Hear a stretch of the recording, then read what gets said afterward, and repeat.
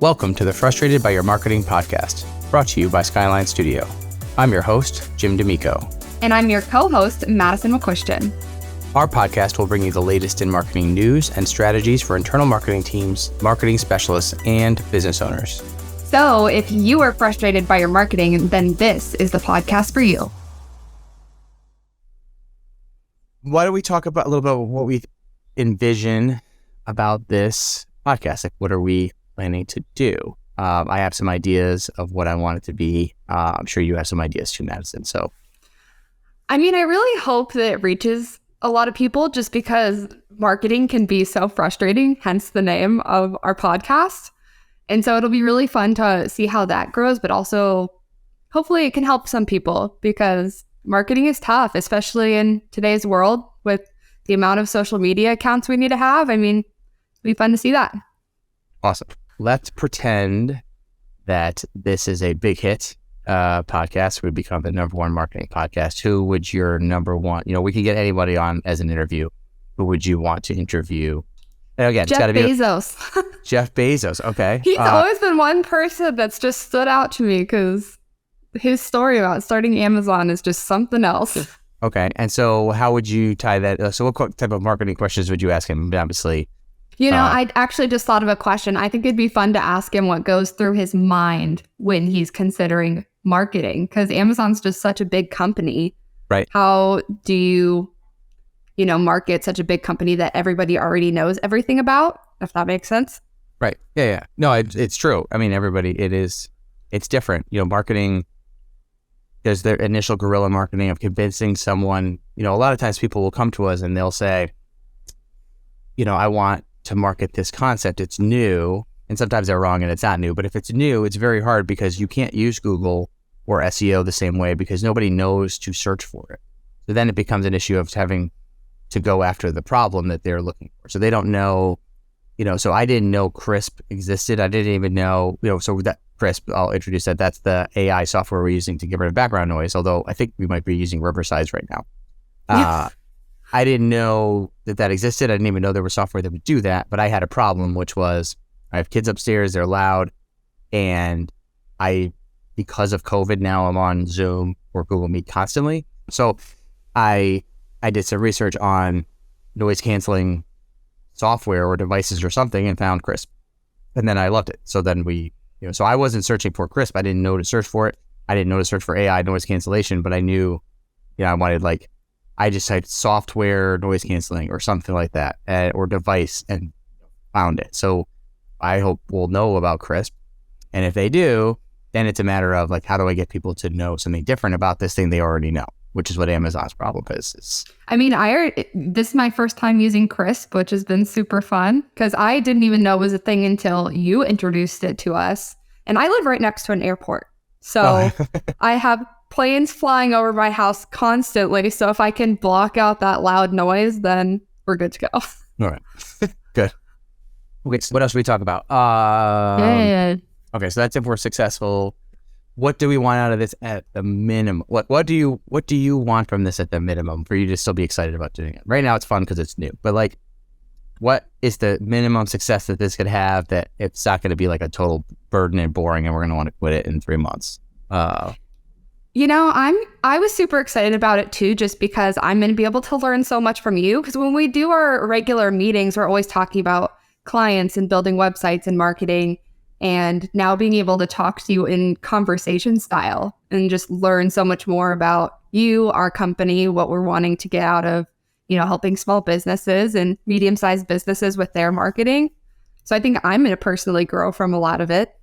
That's great. That's awesome. There's a lot of different opportunities to tell different stories and different perspectives. And that's part of what I want to do too. So tell me a little bit about your business. The marketing struggles, I guess. Let's always try to focus on marketing. Oh yeah, there's some of those. How did that go? I know you did paint nights and stuff. That's marketing. Everything's The other thing about marketing is, and I say this, we want to help businesses grow through marketing. Everything is marketing except for the things that are not, which are very few things. Your staff is marketing. Your paint nights are marketing. The way you greet somebody is marketing. Yeah. So anyways, everything's marketing. So tell me about marketing a coffee shop in Oregon? Yeah. So 2017, I had loved coffee. I worked in a coffee shop right before I decided I wanted to open one. And I told two of my guy friends. And 5 months later, we ended up opening it. We found a location, which actually really helped because it was previously a coffee shop. Okay. So we were able to get in there and not really have to change a whole lot. I think that's, if we wouldn't have found a place that was previously a coffee shop, I don't think we would have opened one. Okay. Because then, you've got to go through remodeling and making sure everything is friendly for a restaurant and business. Do you know what coffee shop it was? Was it like an old Starbucks or an old Pete's or something? Or it was called, I think Mojitos is what it was called. Okay. That's weird. But they were open they had 3 locations in town. So that's one thing I've really learned about like the East Coast compared to the West Coast, there are coffee shops everywhere in the West Coast. So when you're marketing, like you have a lot of competition. And then the other thing with the West Coast is you have tons of drive-through coffee shops, which is not a thing here. So I ever said if I was going to open another coffee shop, it would be a drive-through here for sure. Because there's not a lot of those. I mean, you have Starbucks, but I don't count that as coffee, so. Right. Well, I count Starbucks as coffee. I don't count Dunkin' Donuts as coffee. It's crap. Okay, I count it as coffee, but it's not like... It's different. We were a traditional coffee shop. Like, when I went to Italy, I studied so much on the coffee there because we wanted to do it traditionally. That's awesome. So I guess that's the difference between, like, Bravada Brew House is what ours was called, and then Starbucks is like... Oh, for sure. Well, that's what coffee. Starbucks started as. And that's the whole thing is when things scale, you lose that it's a marketing challenge. You lose quality a little bit, I would say. You lose quality and you lose that mission, right? So it's very hard to get the person, your 1,000th employee to have the same vibe and passion as your third employee. Like it just, you could do the best job you can with training, but that's part of marketing too. Like it's saying this is who we are and please express that. So I'm sure that the original Starbucks, which I think is still in Seattle somewhere. Yep. When it, however many years ago, it was probably an amazing coffee shop. And it's still a really great coffee chain. I think it's the best one. Or maybe Pete's is a little bit better, but it's different. There's no doubt that it's different. It can't, when you scale it to that level, it's hard not to. Okay, sorry, I interrupted you. So Bravada Brew House, you opened it up in a mojito place, which is weird. And then what happened? What were your marketing struggles? You had to compete with all the other coffee shops. How'd you do it? So at the time I was 19, both my business partners were 23. So I was like very young. I ended up putting college on hold because opening a new business and marketing it full time is very difficult. And so I put school on hold because I was like, well, I have this business now that needs to succeed because you lose all that money if it doesn't. I mean, most businesses, they say fail within the first year if they don't do correct marketing and get their name out there. And luckily for us, we were right near the college, which was a huge help. Like the college and the hospital were right there in walking distance. And so we were able to get our word out like that, if that makes sense. Word of mouth is such a huge thing, especially in Klamath Falls where we opened it at. Because like I said, there were so many other coffee shops that one thing that really helped us was our story and the fact that we were college students. So we ended up being able to get on the news, which I think is a huge thing because a lot of the Klamath Falls population are older. So a lot of them still watch the news. Right. And then we were still college students at the college. So we were able to share it that way. Okay. But yeah, about 2 years in, we hit COVID and that was an experience.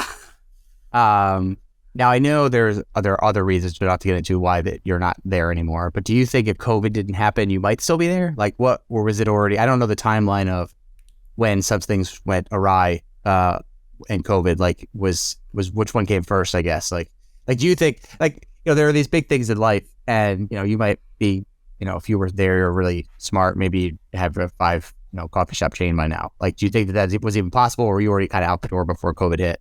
So right when the year within that I left, we were thinking about opening a second location.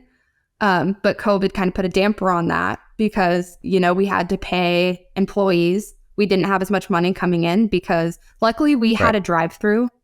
So I think if we didn't have that drive-through, COVID would have been way harder on us because nobody could go inside. Like you can't hang out inside, and people didn't want to have to get out of their car, go inside and get coffee when there are other drive-throughs around. So people, if we wouldn't have had a drive-through, they would have chose Dutch Bros, which is actually making its way towards the East Coast, which is crazy because it started an hour from us, the first one. Okay, so is that like a pizza or whatever? Kind of? Yeah, kind of. But it's like just specifically a drive-through.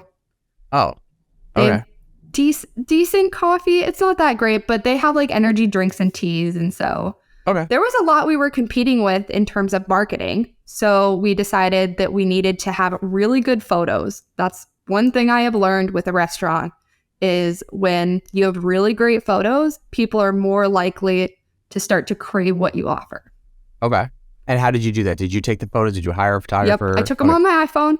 Okay. Gotta love iPhones for that reason. They do take pretty good photos. A lot of photo editing. I mean, not a lot of photo editing, but changing up the color and making sure that it's vibrant and really catches someone's eye. Okay. And were you running their social? I'm a firm believer when food looks better, it tastes better. For sure. Yeah, there are some meals. There are a few meals that we always say like, wow, this tastes so much better than it looks.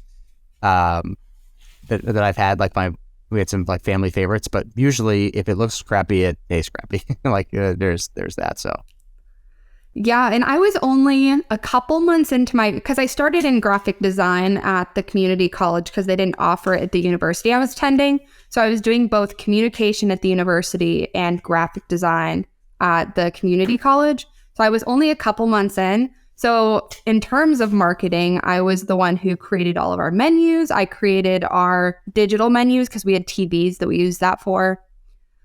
Pretty much all of our social media photos and captions I did. T-shirt designs. Because when you're opening a new business, there's so many different things that go into it. That's right.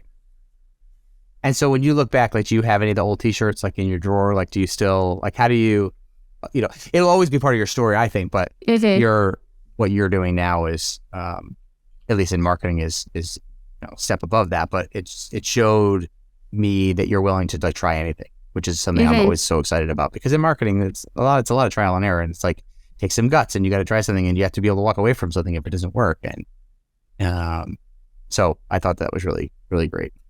Yeah. And like you said too, I mean, I hosted paint and sip nights, which is a lot of work. So I would set everything up. I would do the painting because before you teach it, you want to have a physical one that people can see. Okay. And so I would run the bar, making everyone coffee and drinks. So we were also a wine bar. So we ended up getting our liquor license, which was a really big hoop because I was not 21 when we were getting the liquor license. Okay, yeah. Okay. So I had to like kind of sign my name off of the business for a little bit. It was a very confusing situation. Interesting. Oh, so you can't have a sub 21-year-old owner and get a liquor license? If you're doing a liquor license, you cannot.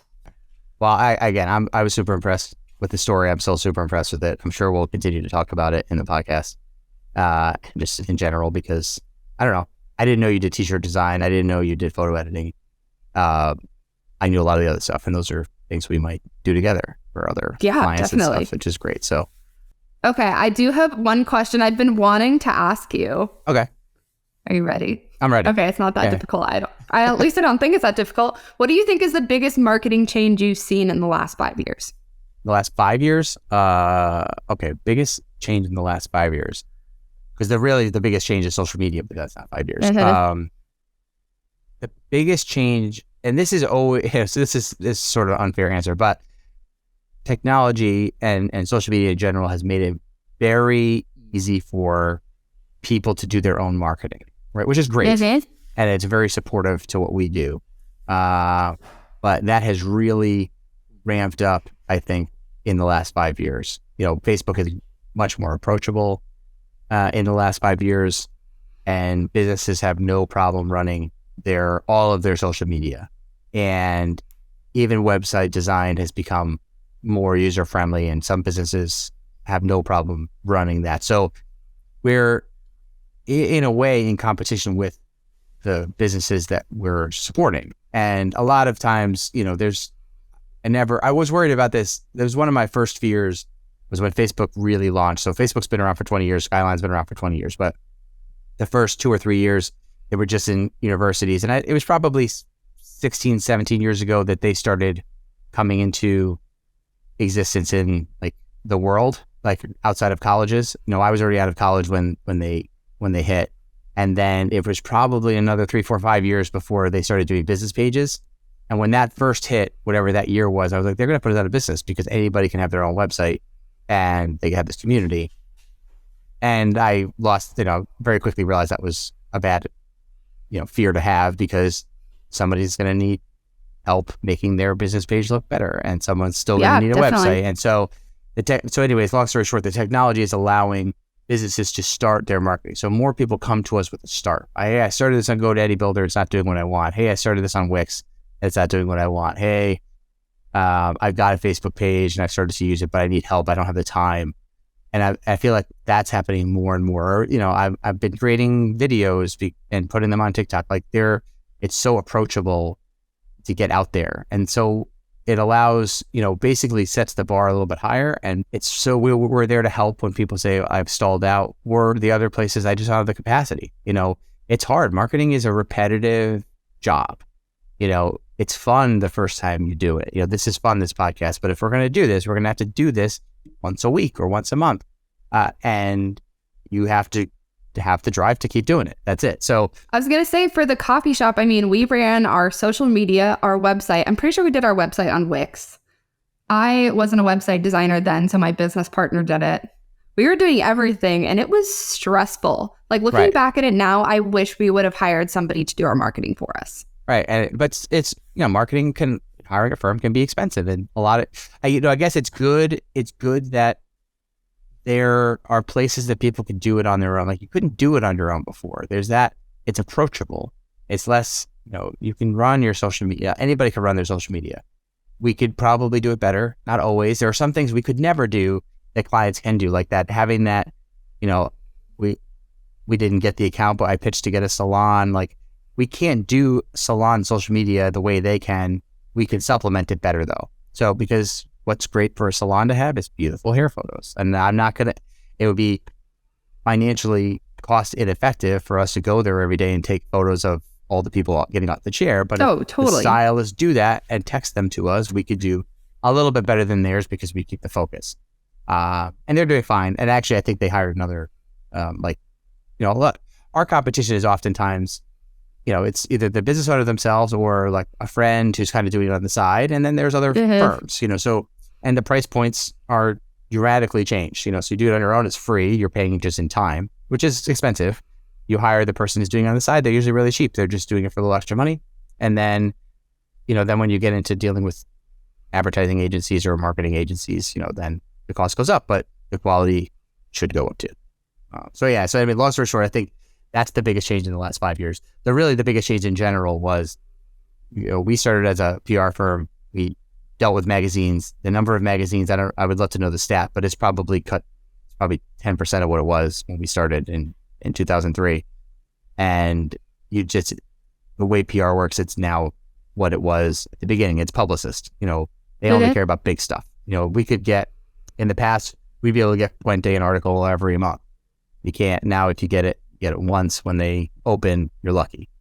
And social media just sort of took over that time. People are very curated. We have a very curated life now. It's like your thing. Before, you watch the news and you got what everybody else got. Now you get to pick. So and that really changed, especially in the last 5 to 10 years, and definitely over the last 20. So, well, thank you, Madison. This is awesome. And I'm very excited about this. I was excited about doing this when you joined us about a year ago. So Madison is, oh my gosh, I keep forgetting that it's been a year. I think this it's next month. week. And thank you for everything. So I wish it didn't take us this long to get here, but pretty soon we'll launch our first podcast for Skyline, and I'm super excited.